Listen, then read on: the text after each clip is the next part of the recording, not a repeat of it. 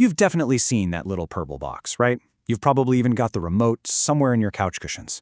But the Roku you think you know? That's not the real story. Not even close. See, behind that simple hardware is this massive, incredibly powerful business that has kind of quietly become the gatekeeper to all of our living rooms. So let's peel back the curtain and find the real engine driving the streaming kingmaker. To really get a handle on Roku's power, you just have to start with this number, 87.5 million. And that's not people, that's households, active streaming households on its platform. I mean, that is just staggering scale. It's more than half of all the homes with broadband in the entire United States. This isn't just some popular product anymore. It's a fundamental piece of how we all watch TV today. So if the company isn't just making its money selling all those little devices, then what is actually going on here? That's the big question we're going to unpack. How does Roku turn all those households into a super profitable business? Well, the answer is this brilliant two-sided machine. Okay, let's break down this machine. It's really a tale of two completely different businesses just running under the same roof. One side is literally designed to lose money just to get more users, while the other side is this high-margin engine built to make money off of them. Okay, so this is the whole game right here. Think of it like a gold rush. On the left, you've got the devices segment. These are the shovels, the streaming players, the TVs. Their one and only job is to get into your house, even if Roku has to sell them at a loss. The strategy is just scale, scale, scale. But the real money, the gold mine, is over on the right, the platform segment.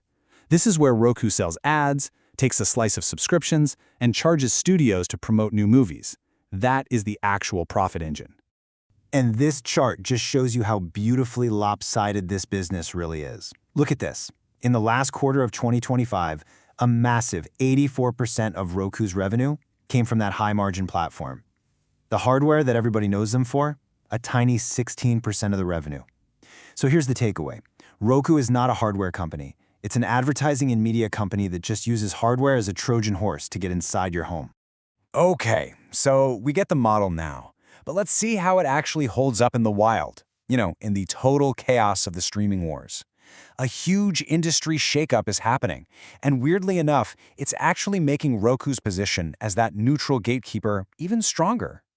And here it is, the monster deal that just redrew the entire media map. Netflix buying the assets of Warner Bros. Discovery for over $82 billion. Think about that. This puts HBO, the DC Universe, Harry Potter, all of it under the Netflix umbrella. It creates this content behemoth that we have just never seen before. Now, you'd think a superpowered Netflix would be a huge threat to Roku, right? But this is where something called the aggregator thesis comes into play. And the logic is actually pretty simple. The more that amazing content gets locked away inside a few giant apps, the more you and I need a simple, universal guide to help us find what we want to watch. Roku wants to be that neutral guide. So this massive merger puts Roku at a huge crossroads.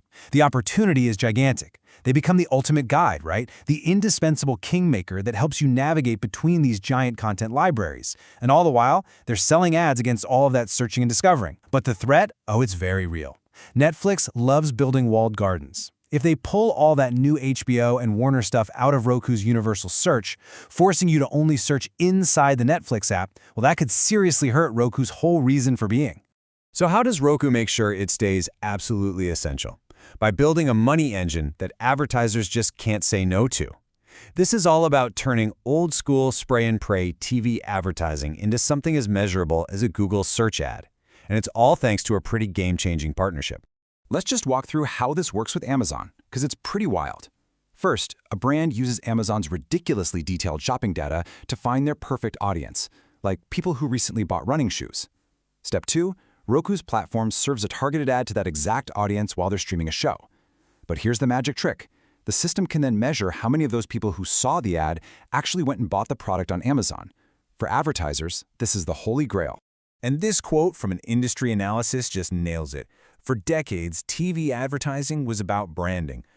Get your name out there, hope it works. This partnership turns it into a performance channel, where a brand can see a direct, measurable return on every single dollar they spend. That's a game changer. All right, so we've looked at the business model, we've seen the ad tech engine. Now let's put it all together. Let's look at the company's financial health here in 2026, where it stands in the market and some of the very real dangers it's facing down the road. First up, the top-line revenue looks really strong. The company pulled in $1.15 billion in just the last quarter of 2025. That's a healthy 17% jump from the year before, which shows you the growth story is definitely still alive and kicking. But honestly, this is the even more important number. A record $135 million in what they call adjusted EBITDA. This was Roku's 5th positive quarter in a row, and it sends a clear signal that the company is growing up. It's learned how to control its costs and turn all that revenue growth into real operational profit. And this, right here, is the big one.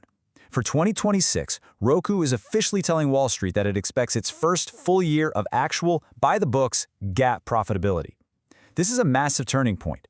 It's the moment a company goes from being a growth-at-all-costs story to being a sustainable, self-funding business. And you better believe the market pays very close attention to this shift. So, after all that, where does this leave them in the market? Well, in a pretty dominant position. This chart shows Roku controlling over a third of the US smart TV operating system market. That is a huge lead over massive competitors like Samsung and Amazon. It really just proves how successful their strategy of being that easy-to-use, neutral platform has been. But, the road ahead is not without its dangers. Not at all. A bad recession could force advertisers to slash their budgets. Big tech rivals like Amazon and Google can afford to lose way more money on hardware to try and steal market share. New privacy laws could make it harder for Roku to target ads.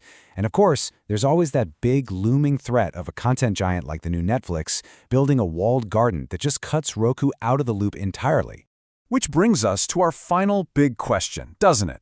In this absolutely brutal battle for our attention, what's the more powerful position to have? Is it better to be the king, the one who owns all the content, like the new Netflix? Or is it better to be the neutral kingmaker, who controls the front door that everyone has to walk through? Roku has bet the entire farm on being the kingmaker. And in 2026, it really looks like that bet is starting to pay off.